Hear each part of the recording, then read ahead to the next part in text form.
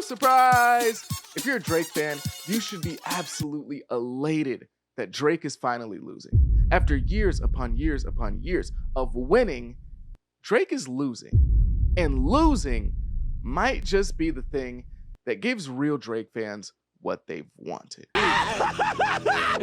Finally! Recently, his lawsuit against UMG for defamation was thrown out by the judge, or dismissed, I should say. And it was dismissed as the judge ruled not like us in the lyrics within it as non-actionable opinions.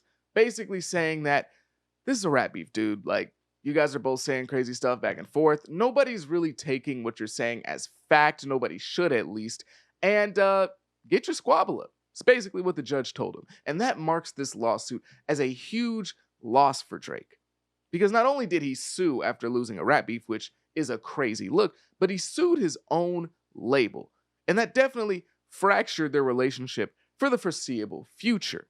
And I know, oh, he's appealing it, bro. He's going to take it even higher. It might reach the Supreme Court. Nobody wants to hear that, bro. It's over with, bro. It's over. The lawsuit is done. All right, it's cooked. Over the last year and a half, Drake has taken monumental losses. The first one and the most obvious one being a loss in the biggest rap beef of all time to his career rival, Kendrick Lamar. And now the second being a loss in what is probably going to be looked at as one of the biggest lawsuits in the history of rap. Truly, generational L's back to back. But who knows? I think there's a good possibility that these L's aren't all bad and they might end up waking up a sleeping giant. What's good, YouTube? It's Justice. I used to be Pay, and today I'm back with another video. And in this video, I'm going to be telling you why Drake fans should be happy that he keeps losing. But before I get into that, make sure you leave a like, comment, and subscribe. Do all those things. It helps me out a ton.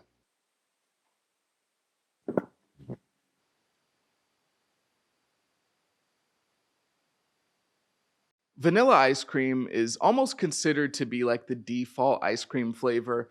For good reason as well. It's the most popular around the world. And whenever you think of ice cream in a general sense, you're probably going to think of vanilla. Like if I tell a 7-year-old to draw me a picture of ice cream, they're probably going to draw vanilla ice cream. And for me personally, outside of this analogy, it is my favorite, but that's besides the point.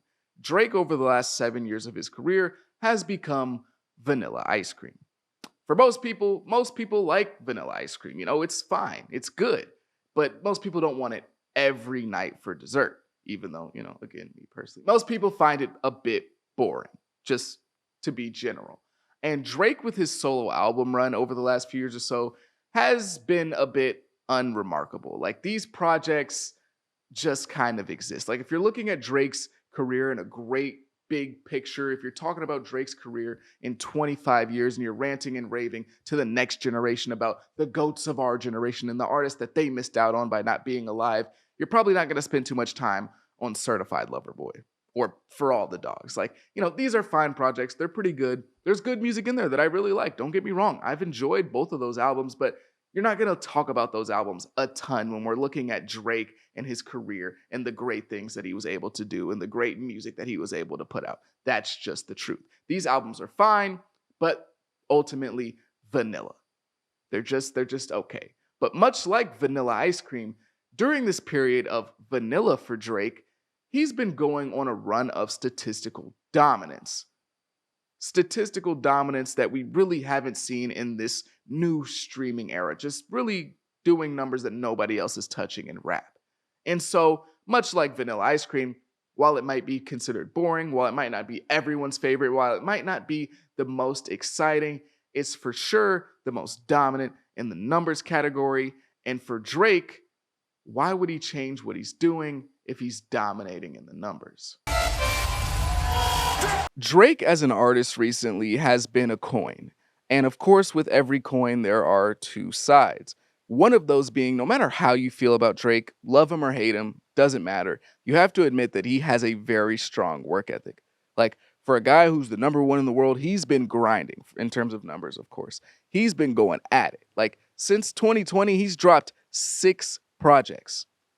He's been on multiple tours as well. Multiple just in North America alone, but he's been on tours in North America, Europe, and Australia.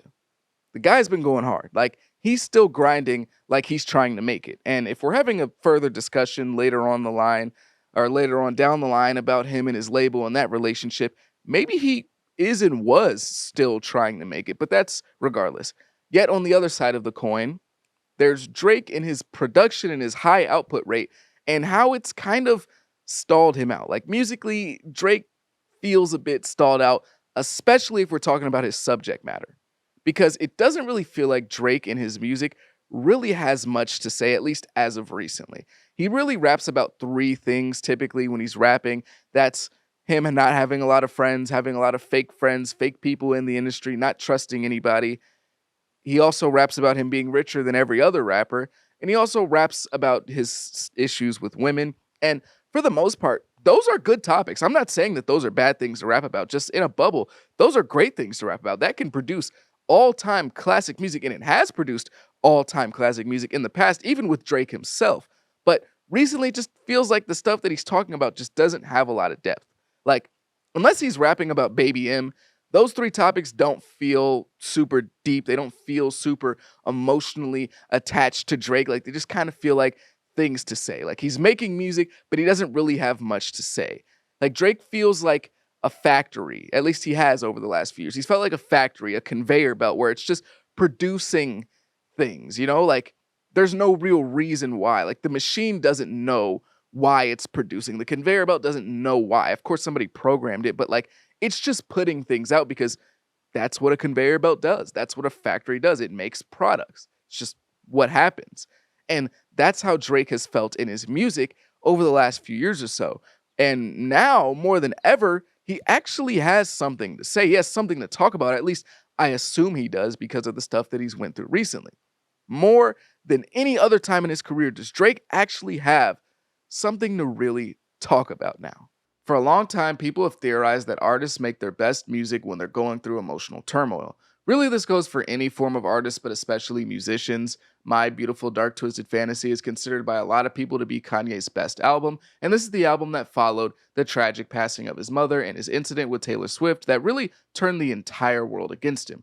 Rod Wave's entire career is based off being emotionally distressed, and it resonates with a lot of people. Drake is someone who's known for this as well, more so at the beginning of his career and with women, but still. Drake's ability to be emotionally relatable to people and being so vulnerable is what made him stand out.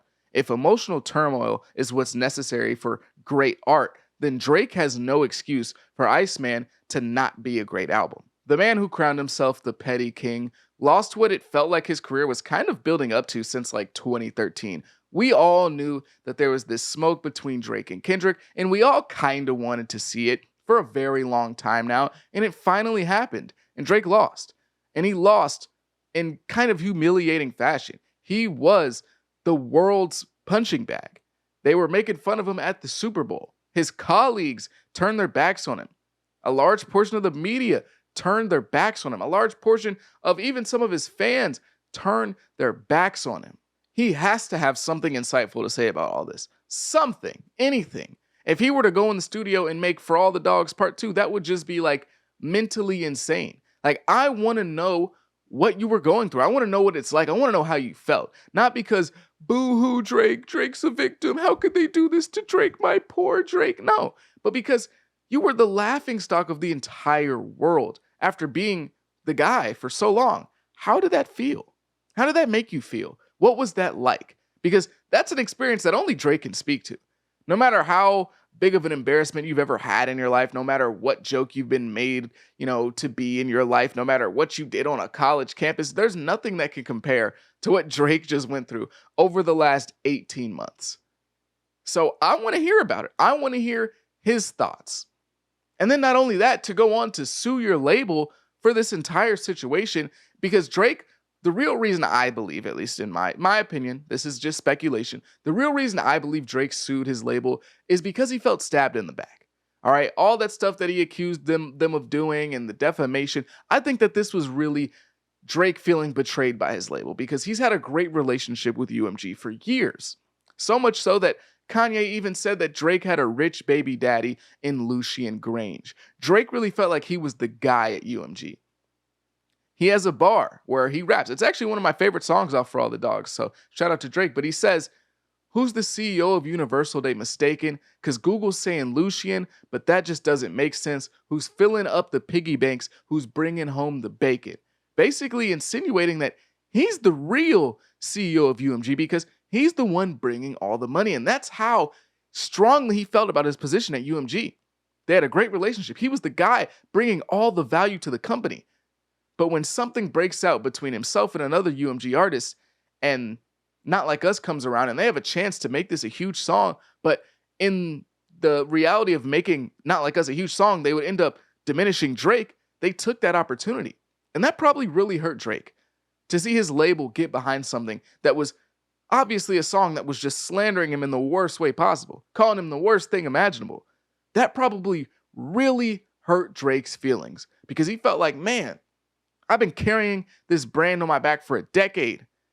All the money that my catalog has brought to this company, my tours, and you go and support a song calling me that? That's why, in my opinion, Drake really sued. Of course, maybe he felt like he could have won something, but personally, again, this is just speculation. I felt like he felt betrayed. And for UMG, this was just business as usual. You thought you were special, Drake?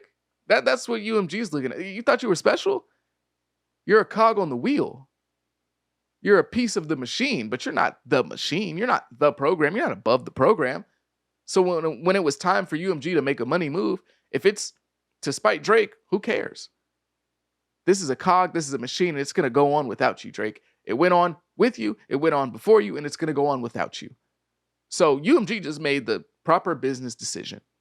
But to Drake, that probably felt like massive betrayal. The accusations Drake levied against UMG of botting, payola, and other illegal tactics in order to boost Not Like Us were very, very serious. Even though we all know that the entire music industry is doing these things, these illegal tactics, they're all cheating, Drake was attempting a level of exposing that would have been potentially business shattering, with lots of people's jobs and maybe even their freedom on the line if these allegations were found to be legally accurate.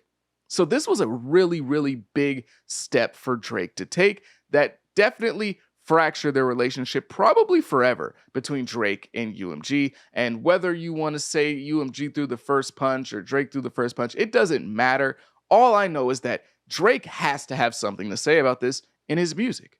For the first time in years, there's serious shakeups surrounding Drake.